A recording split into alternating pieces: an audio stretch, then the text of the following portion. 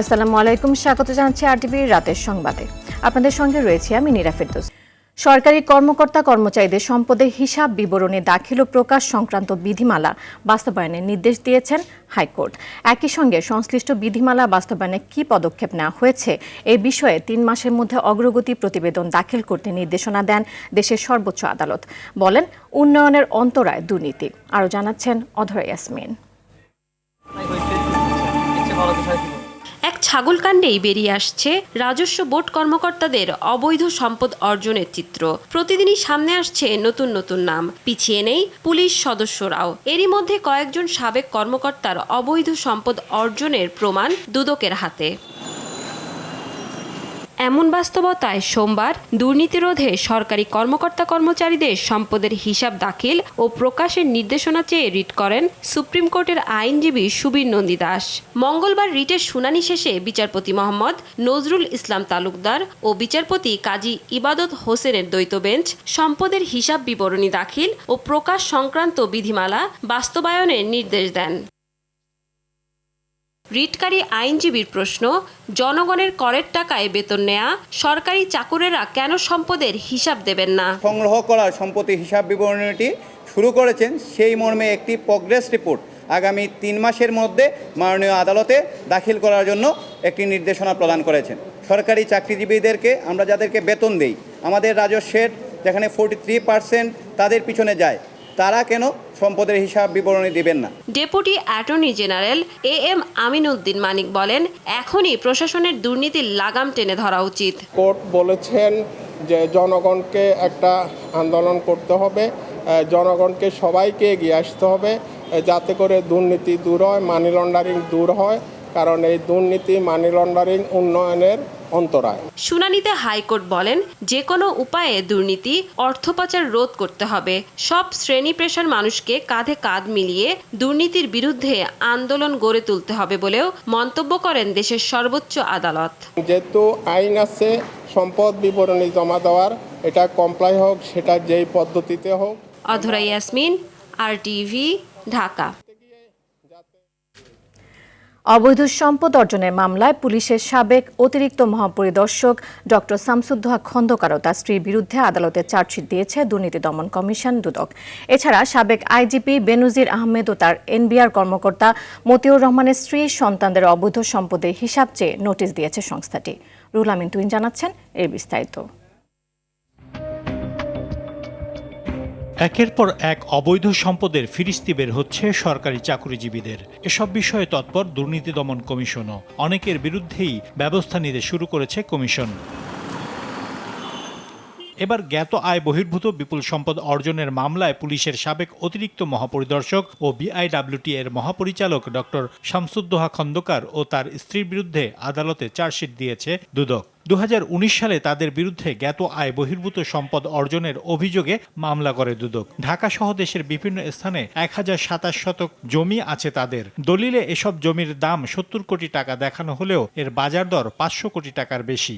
দুর্নীতি দমন কমিশন আইন 2004-এর 26-এর 2, 27-এর 1 ধারা, মানি লন্ডারিং প্রতিরোধ আইন 2012-এর 4-এর 2, 4-এর 3 ধারা এবং 1947 সালের দুর্নীতি প্রতিরোধ আইন 5-এর 2 ধারায় কমিশন কর্তৃক চার্জশিট দাখিলের অনুমোদন দেওয়া হয়েছে। বেনজির ও মতিউর পরিবারের সম্পদের বিবরণী চেয়েও নোটিশ দিয়েছে দুদক। ডক্টর মোহাম্মদ মতিউর রহমান, তার প্রথম স্ত্রী লায়লা কানিজ, প্রথম পক্ষের সন্তান আহমেদ তৌফিকুর রহমান অর্ণব, প্রথম পক্ষের সন্তান ফারজানা রহমান ইপসিতা এবং দ্বিতীয় স্ত্রী শাম্মী আক্তার শিবলির নামে দুর্নীতি দমন কমিশন আইন 2004-এর 26-এর 1 ধারা ও দুর্নীতি দমন কমিশন বিধিমালা 2007-এর বিধি 17-এর 1 মোতাবেক তাদেরকে সম্পদ বিবরণী দাখিলের জন্য কমিশন কর্তৃক সিদ্ধান্ত গৃহীত হয়েছে। বেনজির হাজির না হলে তার অবর্তমানে আইনগত কার্যক্রম চলবে বলেও জানান দুদক সচিব। তার বাড়িতে এই আমাদের সম্পদ বিবরণী দাখিলের নোটিশটি দেওয়া হবে, লটকে দেওয়া হবে, সময়সীমা দেওয়া আছে, সেগুলি সব আমরা অনুসরণ করব। রুহুল আমিন তুহিন, RTV, ঢাকা। সাদিক এগ্রো আমদানি করা ব্রাহ্মা জাতের গরুর তালিকা সহ নথিপত্র যাচাই করতে হযরত শাহজালাল আন্তর্জাতিক বিমানবন্দর কাস্টমসে অভিযান চালিয়েছে দুর্নীতি দমন কমিশন। মঙ্গলবার দুদকের সহকারী পরিচালক আবুল কালাম আজাদের নেতৃত্বে একটি টিম বিমানবন্দরে ঢাকা কাস্টমস অফিসে আসে। এ সময় 2021 সালে সাদিক এগ্রো আমদানি করা ব্রাহ্মা জাতের গরুর কাগজপত্র যাচাই বাছাই করে দুদক টিম। অভিযান শেষে দুদক জানায় ফ্রিজিয়ান গরু উল্লেখ করে তখন ব্রাহ্মা জাতের গরু আমদানি করে সাদিক এগ্রো, যা কাস্টমস কর্তৃপক্ষ জব্দ করে। এর আগে সোমবার দুদকের সহকারী পরিচালক আবুল কালামের নেতৃত্বে 3টি টিম সাদিক এগ্রোকে অর্থনৈতিক সুবিধা দেওয়ার অভিযোগে সাভার কেন্দ্রীয় গো প্রজনন ও দুগ্ধ খামার এবং সাদিক এগ্রোর সাভার, মোহাম্মদপুর ও নরসিংদী ফার্মে দিনভর অভিযান চালায়।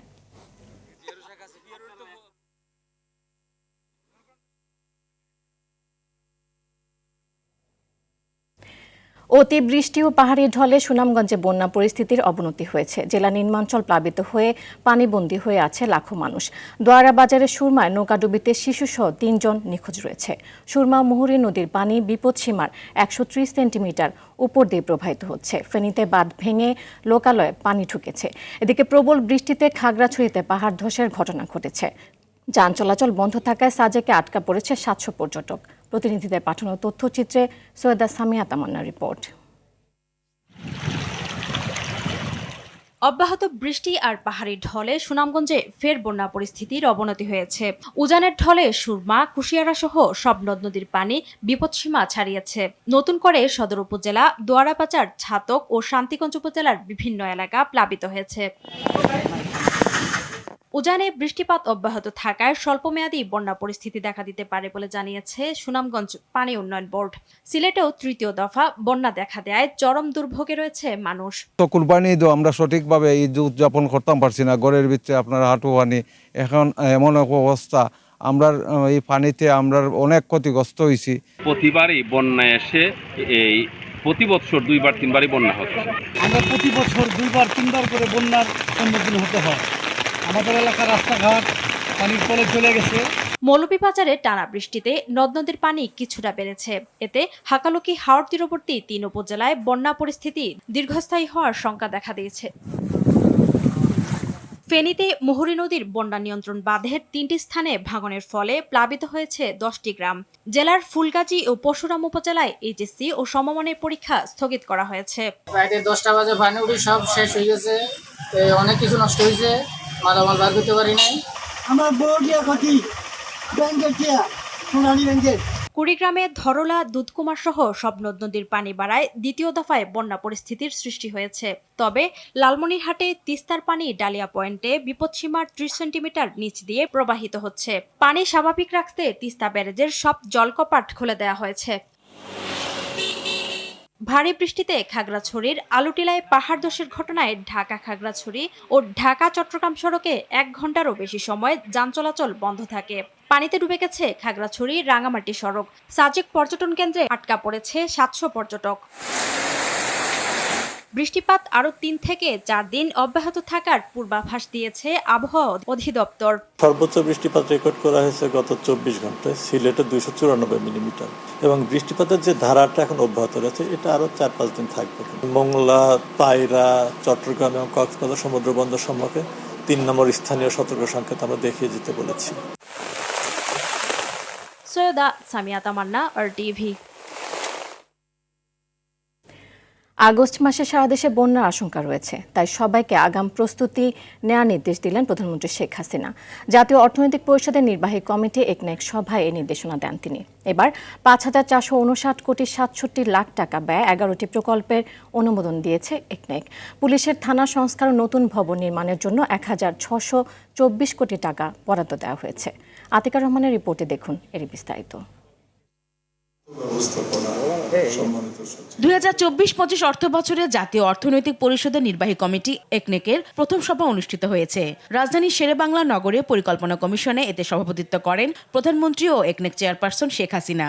সভায় 11টি প্রকল্প অনুমোদন দেয়া হয়। প্রধানমন্ত্রী আগস্টে বন্যার আশঙ্কা জানিয়ে আগাম প্রস্তুতি নেওয়ার নির্দেশনা দেন। বৈঠক পরবর্তী সংবাদ সম্মেলনে প্রধানমন্ত্রী নির্দেশনা জানান পরিকল্পনা কমিশনের সিনিয়র সচিব। মাননীয় প্রধানমন্ত্রী আশঙ্কা ব্যক্ত করেছেন যে এবার বৃষ্টি যেভাবে বাড়ছে আমাদের উজানে, আমরা সেটার একটা ইফেক্ট আমাদের উপর পড়বে এবং আগস্টে একটা বন্যা হওয়ার উনি আশঙ্কা ব্যক্ত করেছেন এবং সকলকে উনি এই বন্যাকে মোকাবেলার জন্য একটা প্রস্তুতি নেওয়ার জন্য আগাম নির্দেশনা দিয়েছেন আজকে সবাই। আমাদেরকে উনি মেসেজটা দিয়েছেন যে যেন বন্যার জন্য আমরা প্রস্তুতি নিয়ে রাখি। এবার সবচেয়ে বড় প্রকল্প অনুমোদন দেয়া হয়েছে পুলিশের উন্নয়নে। থানার ঝুঁকিপূর্ণ ভবন সংস্কার সহ নতুন ভবন ও ব্যারাক নির্মাণে প্রকল্প নিয়েছে সরকার। পুলিশের থানা কিছু আমরা ওই স্তরে স্তরে কিস্তিতে আমরা এগুলো উন্নয়ন করছি, এগুলোকে বসবাসযোগ্য নয়, টিনের ছাল ভেঙে গেছে, দালান বিল্ডিং টিল্ডিং নাই এবং বেশ খারাপ অবস্থা। অস্ত্র কারণ সবসময় নিরাপদ নয়। তো উনি বললেন যে যারা আমাদেরকে নিরাপত্তা দিবে তারা নিজেরাই যদি নিরাপদ না হয় তাহলে কি নিরাপত্তা আশা করা যাতে যত থানা আছে সবগুলিকে এখনই একসাথে করে তোমরা উন্নয়ন করো। বাজেট বাস্তবায়ন সুচারুভাবে করতে অর্থ বছরের শুরু থেকে কাজে গতি আনা, ঢাকা ও আশপাশের এলাকায় কৃষি পণ্যের উৎপাদন বৃদ্ধির নির্দেশ দিয়েছেন সরকার প্রধান। আতিকা রহমান, RTV, ঢাকা। সার্বজনীন পেনশন কর্মসূচি প্রত্যয় চালুর প্রজ্ঞাপন প্রত্যাহার দাবিতে টানা দ্বিতীয় দিনের মতো অচল দেশে ৩৫ পাবলিক বিশ্ববিদ্যালয়। ক্লাস পরীক্ষা সহ দাপ্তরিক সব কাজই বন্ধ। প্রত্যয়কে বৈষম্যমূলক ও অমর্যাদাকর আখ্যায়িত করে দাবি মানতে সরকারের কাছে আহ্বান জানান শিক্ষকরা। অন্যথায় কর্মবিরতি অব্যাহত রাখার হুঁশিয়ারি দেন তারা। তবে তাদের এই আন্দোলনকে অযৌক্তিক বলছেন অর্থমন্ত্রী। খান আলমিনের রিপোর্টে থাকছে এর বিস্তারিত। পাবলিক বিশ্ববিদ্যালয়ের শিক্ষকদের আন্দোলনে যোগ দিয়েছেন কর্মকর্তা কর্মচারীরাও। ফলে বন্ধ সব কার্যক্রম। অনলাইন সান্ধ্যকালীন ও প্রফেশনাল কোর্সের ক্লাসও বন্ধ। ঢাকা বিশ্ববিদ্যালয় ও বুয়েট ক্যাম্পাসে 1 ঘন্টার কর্মবিরতি পালন করেন শিক্ষকরা। এ সময় প্রত্যয় স্কিমের পেছনে আমলাদের ষড়যন্ত্র রয়েছে বলে অভিযোগ করেন তারা। দাবি আদায় না হলে কর্মসূচি অব্যাহত রাখার হুঁশিয়ারি দেওয়া হয়। আমাদের জন্য অত্যন্ত কষ্টকর যে শ্রেণীকক্ষে না যাওয়া বা পরীক্ষা না নেওয়া, সেই কষ্টকর কাজগুলো আমাদের করতে হচ্ছে, কারণ আমাদের আসলে দেওয়ালে পিঠ ঠেকে গিয়েছে। শেষ পর্যায়ে পিঠ যখন দেওয়ালে ঠেকে গিয়েছে তখনই আমরা এখানে বসেছি। আমরা সমস্ত লজ্জাকে পরিহার করে, সমস্ত সংকোচবোধকে পরিহার করে আমরা এখানে আসছি এখানে বসার জন্য। কারসাজি করে হঠাৎ করে স্বশাসিত স্বায়ত্তশাসিত রাষ্ট্রায়ত্ত ব্যাংকের জন্য নতুন এই স্কিমটি আপনারা জুড়ে দিলেন। কত ক্ষমতাবান! বিশ্ববিদ্যালয় শিক্ষক সমিতি ফেডারেশনের মহাসচিব বলেন, সর্বজনীন পেনশন কাঠামো সবার জন্য হলে তাদের আপত্তি নেই, কিন্তু কোনো বৈষম্য তারা মেনে নেবেন না। সার্বজনীন হলে সবার জন্য একই রকম সিস্টেম থাকা উচিত। আমরা মনে করি যে সরকার আমাদের এই যে 3 দফা আমরা দাবি দিয়েছি, প্রত্যেক স্কিম প্রত্যাহার, তারপর আমাদের সুপার গ্রেড, আরেকটি হলো যে আমাদের স্বতন্ত্র বেতন স্কেল, তাহলেই কিন্তু আমার মনে হয় যে আমাদের দাবিগুলো পূরণ করলে আমরা ক্লাসে ফেরত যাব। ঢাকা বিশ্ববিদ্যালয় ও বুয়েটের মতো দেশের 35টি বিশ্ববিদ্যালয়ই কর্মবিরতি ও অবস্থান কর্মসূচি পালন করছেন শিক্ষক কর্মকর্তা কর্মচারীরা। বরিশাল বিশ্ববিদ্যালয়ে মানববন্ধনে অংশগ্রহণ নিয়ে কর্মকর্তাদের 2 গ্রুপের সংঘর্ষে অন্তত 10 জন আহত হয়েছেন। তাদের মধ্যে 4 জনকে হাসপাতালে ভর্তি করা হয়েছে। বিশ্ববিদ্যালয়ের প্রশাসনিক ভবন সংলগ্ন এলাকায় এই ঘটনা ঘটে। বিশ্ববিদ্যালয়ের শিক্ষকদের আন্দোলনকে অযৌক্তিক বলছেন অর্থমন্ত্রী। কিসের সুবিধা কমে যাচ্ছে? এগুলো তো ঠিক না। প্রত্যয় স্কিমের কিছু বিষয় স্পষ্ট করে বিজ্ঞপ্তি দিয়েছে অর্থ মন্ত্রণালয়, যাতে বলা হয়েছে সর্বজনীন পেনশন ব্যবস্থাপনা আইনে 60 বছর বয়স থেকে পেনশন প্রাপ্তির উল্লেখ রয়েছে। বিশ্ববিদ্যালয়ের শিক্ষকরা 65 বছর থেকে অবসরে যাবেন বিধায় 65 বছর থেকে পেনশন প্রাপ্ত হবেন। এক্ষেত্রে আইনের প্রয়োজনীয় সংশোধন করা হবে। এছাড়া চাকরি জীবনে অর্জিত ছুটি প্রাপ্যতার ভিত্তিতে প্রদান করা হয় বিধায় ছুটি জমা থাকা সাপেক্ষে তা বহাল থাকবে। খান আলামিন, RTV, ঢাকা। 10 দিন পর হাসপাতাল থেকে বাসায় ফিরেছেন বিএনপি চেয়ারপারসন বেগম খালেদা জিয়া। বিকেল 5টায় কিছুক্ষণ পর গুলশানের বাসায় ফিরেন তিনি। তার শারীরিক অবস্থা কিছুটা স্থিতিশীল হওয়ায় বাসায় রেখে আগের মতো চিকিৎসা দেওয়ার সিদ্ধান্ত নিয়েছেন চিকিৎসকরা।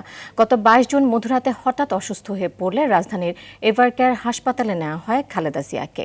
এর 3 দিন পর হৃদযন্ত্রে পেসমেকার বসানো হয় তার। দীর্ঘদিন ধরে হৃদরোগ, ফুসফুস, লিভার, কিডনি সহ শারীরিক নানা জটিলতায় ভুগছেন খালেদা জিয়া।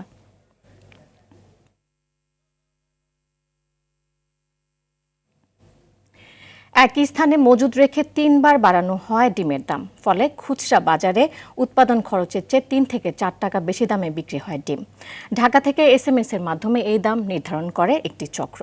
রাজধানীর কাউরান বাজারের শীর্ষ ডিম ব্যবসায়ীদের সাথে মত বিনিময় সভায় এই তথ্য দেন জাতীয় ভোক্তা অধিকার সংরক্ষণ অধিদপ্তরের মহাপরিচালক। প্রকাশ্যে আনেন ডিমের মূল্য কারসাজি চক্রের কর্মকাণ্ড। শাকিলা করিমের রিপোর্ট।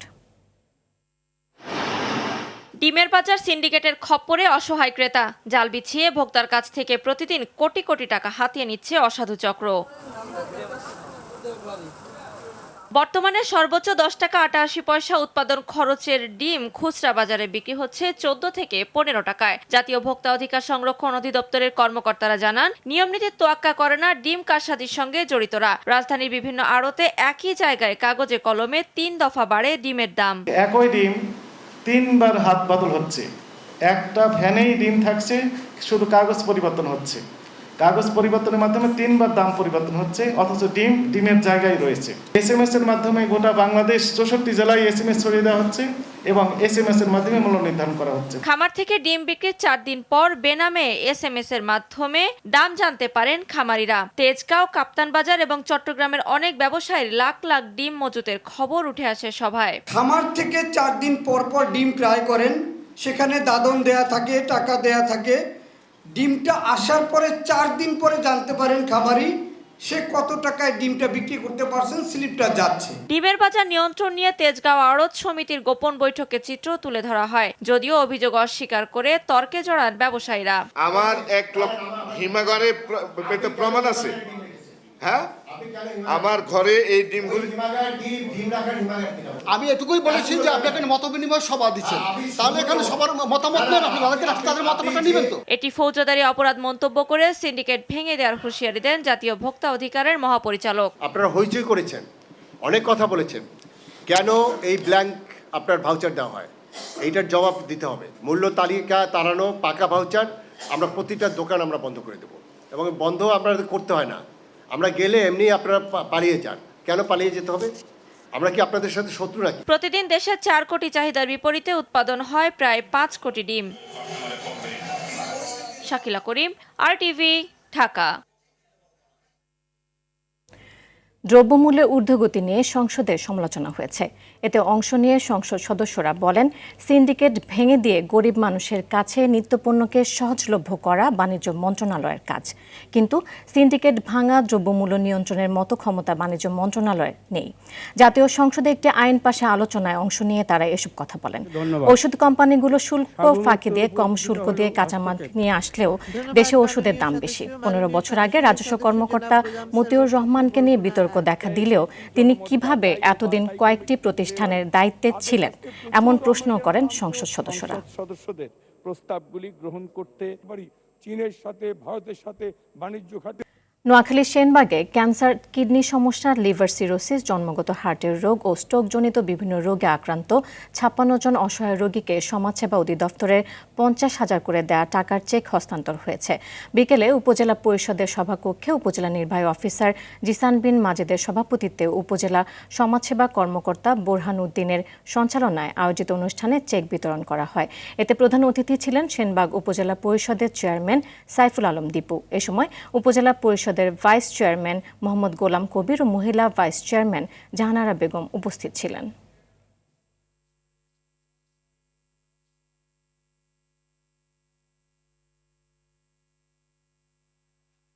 ভারতের উত্তরপ্রদেশের হাথরাসে একটি ধর্মীয় অনুষ্ঠানে পদদলিত হওয়ার ঘটনায় নিহতের সংখ্যা বেড়ে দাঁড়িয়েছে 116 জনে।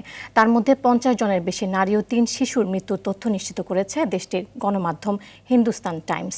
সভাস্থলে ধারণ ক্ষমতার চেয়ে অনেক বেশি মানুষ অবস্থান করায় অনুষ্ঠান শেষে হুড়োহুড়িতে এই ঘটনা ঘটেছে বলে প্রাথমিকভাবে আশঙ্কা করছে স্থানীয় পুলিশ। এদিকে এই ঘটনায় শোক জানিয়েছেন ভারতের রাষ্ট্রপতি দ্রৌপদী মুর্মু ও প্রধানমন্ত্রী নরেন্দ্র মোদী। এছাড়াও রাজ্যের মুখ্যমন্ত্রী যোগী আদিত্যনাথের নির্দেশে 3 সদস্যের তদন্ত কমিটি গঠন করা হয়েছে। প্রত্যেক নিহতের পরিবারের জন্য 2 লক্ষ টাকা ক্ষতিপূরণও ঘোষণা করেছে রাজ্য সরকার। ফিলিস্তিনের স্বাধীনতাকামী গোষ্ঠী হামাসকে সহায়তা করার অভিযোগে ইরান, সিরিয়া ও উত্তর কোরিয়ার বিরুদ্ধে ওয়াশিংটনের ফেডারেল আদালতে মামলা করেছে যুক্তরাষ্ট্রভিত্তিক ইসরায়েলপন্থী সংস্থা অ্যান্টি ডিফেমেশন লীগের শীর্ষ নির্বাহী জোনাথন গ্লিনব্লাড। গেল সোমবার দায়ের করা এই মামলার এজাহারে বলা হয়, বছরের পর বছর ধরে হামাসকে আর্থিক, সামরিক ও কৌশলগত সহায়তা দিয়ে আসছে এই ৩ দেশ। এছাড়া মামলায় ৩ দেশের কাছে মোট $400 কোটি ক্ষতিপূরণ দাবি করেছে সংস্থাটি। এদিকে গেল ৭ অক্টোবর থেকে চলমান হামলায় গাজা নিহতের সংখ্যা ৩৭,০০০ ও আহতের সংখ্যা ৮৭,০০০ ছাড়িয়েছে।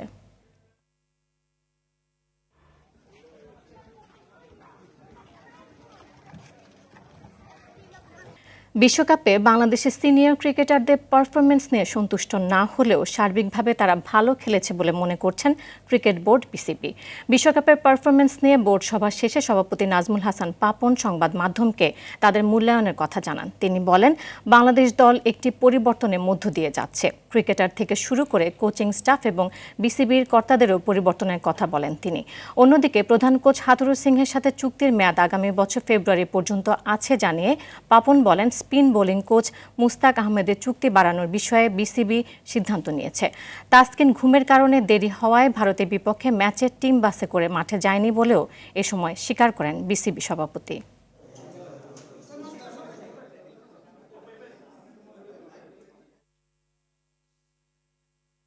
কয়েকটা প্লেয়ার আমাদের সেরা প্লেয়ার, বাংলাদেশ ক্রিকেট আজকে যাদের জন্য এই জায়গায় আসছে, এরা একটা টুর্নামেন্ট খেলতে গিয়ে ভালো করতে পারলো না, আর এখন আমি বলবো এই করব সেই করবো, এটা ঠিক না, এটা ঠিক না।